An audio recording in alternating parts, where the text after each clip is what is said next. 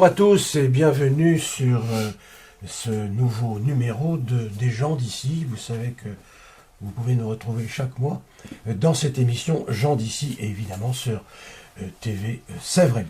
Aujourd'hui nous recevons deux artistes du vignoble, c'est-à-dire qu'ils œuvrent du côté de Mousillon, ça n'est pas rien, en plein dans le Muscadet, n'est-ce pas? Et il s'appelle Patrice Desfossés et aussi Batoul Blourde. J'aurais dû, commencer par... Mais comme maintenant c'est la parité, après tout ça n'a plus tellement d'importance. Bienvenue à vous tous les deux. Et puis nous allons parler à la fois peinture et sculpture, parce que ce sont vos deux spécialités à l'une et à l'autre. On va commencer, par Patrice Desfossés, qu'on connaît un peu mieux que vous pour l'instant, puisque c'est un garçon du pays, un garçon de Mousillon, et qui, lui, va nous parler un petit peu de sa peinture. Bonjour Patrice. Bonjour. La première question que je voudrais vous poser, comment est-ce qu'on devient peintre? Artiste peintre, bien entendu. C'est une bonne question, mais je ne saurais pas y répondre. Merci de dire qu'elle est bonne. Oui, c'est gentil. Je ne saurais pas y répondre parce que j'ai toujours peint depuis l'âge de 4 ans. Alors, oui. C'est dans ma personnalité. J'ai toujours aimé la peinture, j'ai toujours eu besoin de peindre. Et voilà, quoi, c'est... Je ne peux pas changer maintenant. Non, mais il n'y a pas de raison. Ouais. Alors, vous venez de terminer une exposition, c'était l'année dernière. Mais je crois qu'il faut que nous en parlions. Une exposition à Cholet. Oui, Salon des Arts. Au Salon des Arts de Cholet, où, ma foi, vous avez été primé. Racontez-nous un petit peu cette bonne surprise, en fait. Disons, le départ de cette surprise, j'ai commencé à faire un trompe-l'œil à Molévrier pour l'association du Cardinal de Luçon, qui était présenté aux personnalités dont le maire de Cholet était présent. Et ensuite, ça m'a amené au Salon des Arts par le biais de cette présentation au public, de ce trompe-l'œil. Et donc j'ai eu le titre de la médaille des arts et des lettres, ensuite. Ouais. Eh bien, félicitations déjà. Et donc, alors, votre style, est-ce que vous avez un style particulier dans votre peinture ou est-ce que vous embrassez au contraire différents styles, différentes écoles de peinture? C'est figuratif, c'est abstrait, c'est comment chez vous? Disons qu'il y a beaucoup de figuratif, il y a beaucoup d'abstrait. En fait, j'associe les deux, sans problème. Je travaille beaucoup sur l'abstrait en ce moment quand même. Mais je garde le figuratif. Il y a une clientèle pour le figuratif, en fait. Est-ce que vous confectionnez beaucoup d'œuvres dans une année, par exemple? Énormément. Ça peut être une cinquantaine de toiles, voire plus. Une cinquantaine de toiles? Voire beaucoup plus, ouais. Ça veut dire au moins 5 par mois, quelque sorte. Non? Largement, ouais. Largement. Et ça demande beaucoup de temps, beaucoup de travail pour des gens qui ne connaîtraient pas ce métier que vous faites. Les gens ne se rendent pas toujours compte du temps qu'on passe, quoi. Alors on dit que c'est très cher une peinture, non pas, je ne parle pas des vôtres en particulier, mais une peinture en général, que ça coûte tout de même cher, c'est vrai ça? C'est vrai, mais à condition on ne peut pas vraiment justifier le prix d'une peinture. Après, c'est des coups de cœur, il y a plein de choses derrière. Mais le prix ne peut pas être justifié forcément, quoi. En fonction du travail que ça représente, je veux dire. Là, vous allez être gentil, on va regarder une de vos œuvres que nous allons voir à la caméra. Voilà, merci Patrice. Alors par exemple, ça c'est une de vos toiles, et elle est quoi? Abstraite, figurative, impressionniste? Alors là, il y a un mélange des deux. Un peu de rien, de tout ça? Non. C'est un mélange des deux en fait. Il y a du figuratif, il y a un peu d'abstrait, et moi je l'intitule Métamorphose imbriquée. Ce genre de toile. Imbriqué parce qu'il y a plusieurs styles. Oui, en fin de compte, c'est un enchevêtrement d'éléments. Il y a des éléments de vie, des éléments de ce qu'on retrouve dedans. Chacun, il voit ce qu'il pense, enfin ce qu'il veut, on va dire, dedans. Et voilà.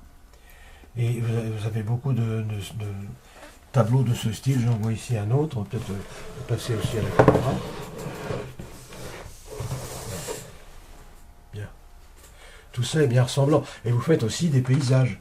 Oui. Je crois savoir, puisque vous êtes de Mousillon, que vous avez notamment peint et repeint le fameux pont gallo-romain.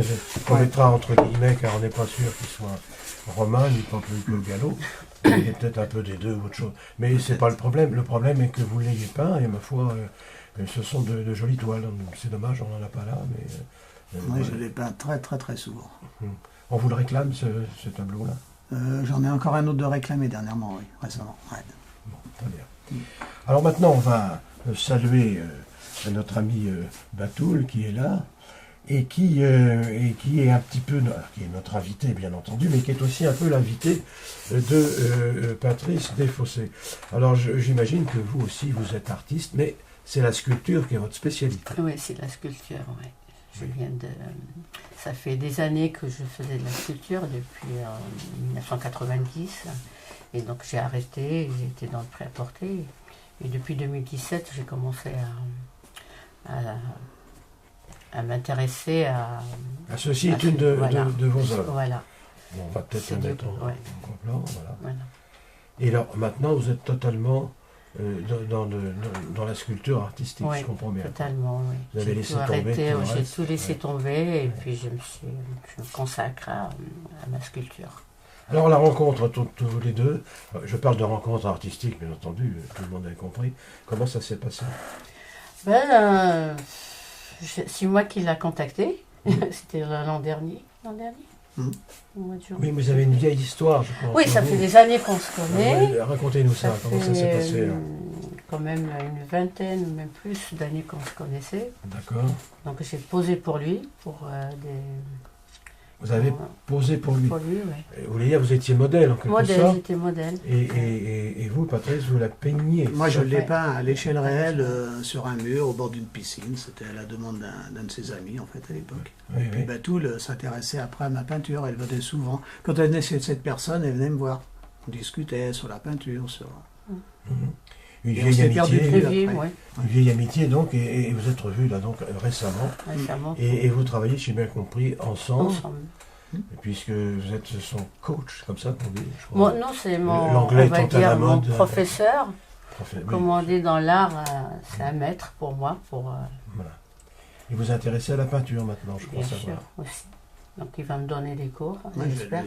Faire évoluer dans le... lui trouver un style, enfin l'apprendre à travailler déjà la peinture et puis quel est son propre style. D'accord. Et vous avez là quelques projets et quelques œuvres à proposer bientôt, non? Vous exposez souvent? Comment ça se passe? J'ai déjà fait un expo à la Baule. Et là, c'est la deuxième fois que je vais faire un expo avec Patrice à Cerzure. Vous avez donc un projet en Bretagne? Commun. Oui. Et je crois que ça va se passer bientôt, non? Du 8 au 2 février. Du janvier au 2 février. 8 janvier 2019. Bon, bien entendu. Alors, ça paraît tout de même difficile de percer dans le monde artistique. Qu'est-ce que vous en pensez l'une et l'autre? C'est pas simple. Oui, c'est très dur. Oui. C'est difficile. Moi, mon parcours, je peux en parler, j'étais peintre en bâtiment.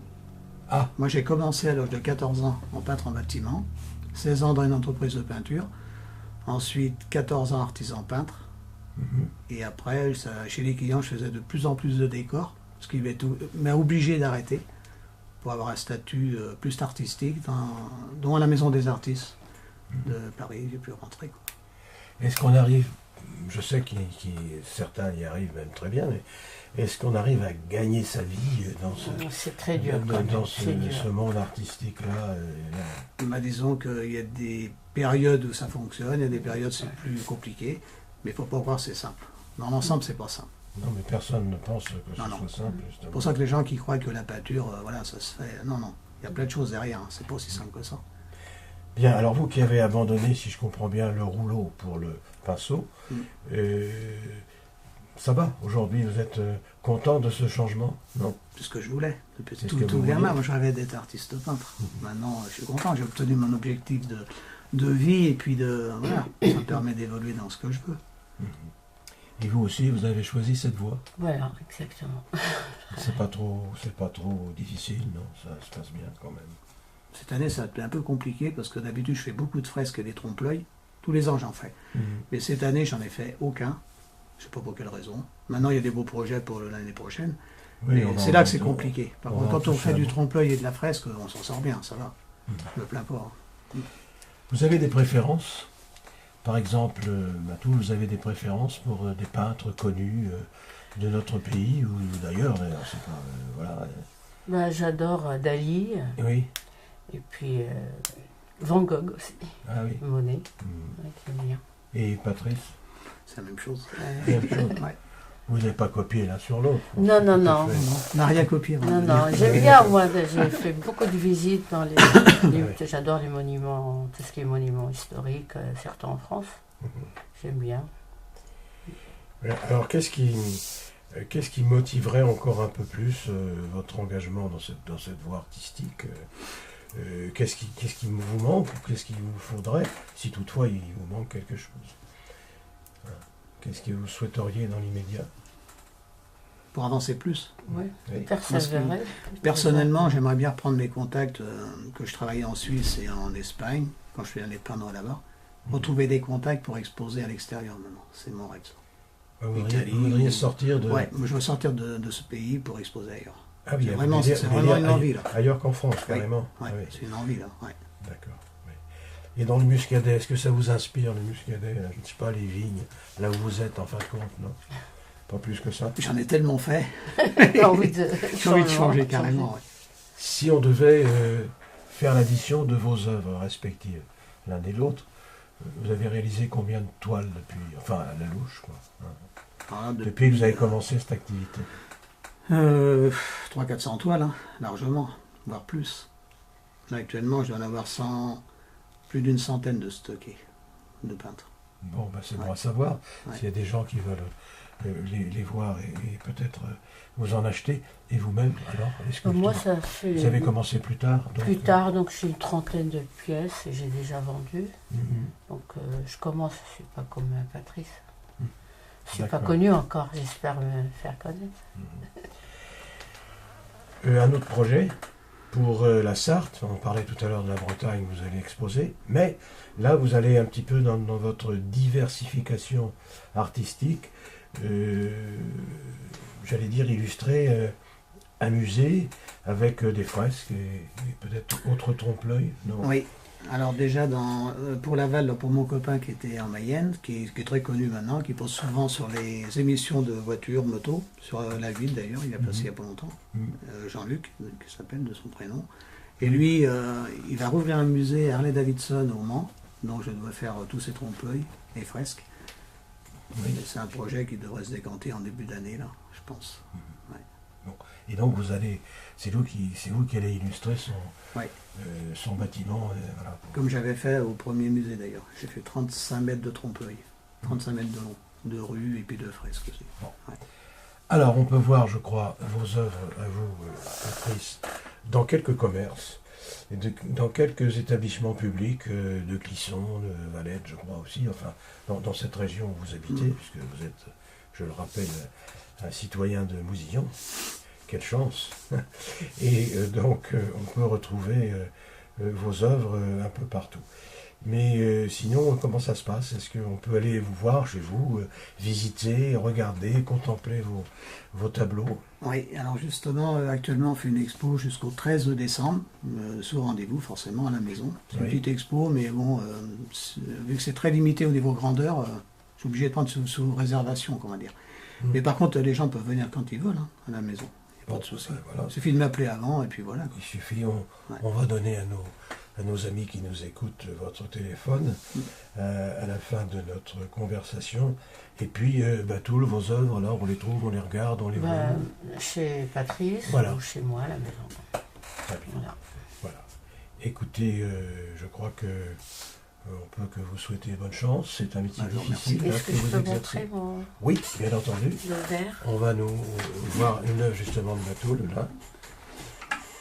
Ah, voilà. Voilà. Les œuvres. Magnifique. Alors, ça s'intitule... Ce qui est curieux, c'est de nous dire en quoi c'est fait, cette œuvre-là. C'est fait en tissu, en coton. En coton. Travaillé, voilà. C'est original, en effet. Je ne vais pas trop dévoiler comment c'est fabriqué, mais non, c'est des tissus, donc bien modelés, travaillés, et peints, passer des heures et des heures, voilà, avec l'aide de papier aussi. Alors, est-ce que sans être indiscret, si quelqu'un veut se procurer une de vos œuvres, ça coûte combien entre celle-ci ou celle-là, un prix moyen? Je peux me permettre, il m'en faut compter dans les 100 euros au départ, jusqu'à 650, 700. voire plus après dans les plus grandes... Oui, suivant les en dimensions. fonction des dimensions. D'accord. Ouais. Bon, voilà. Ben écoutez, je crois qu'on s'est... C'est des pièces uniques. Ce sont des pièces uniques, bien sûr. Pour moi, Oui. Bon, mais je crois que nous nous sommes dit l'essentiel. Merci Batoul et merci à vous Patrice.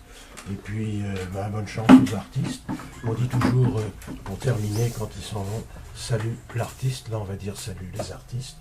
Et puis restez quand même dans notre pays, dans notre commune, nos collectivités de communes de Clisson, de Valette. Parce qu'on n'est pas si mal après tout ici, même pour faire de l'artistique. Ah bah oui, bien d'accord. Pas de souci. Voilà. Merci à vous deux. Merci. Merci bien. merci. Et puis nous nous retrouvons le mois prochain pour un nouvel opus des gens d'ici. Merci de votre attention.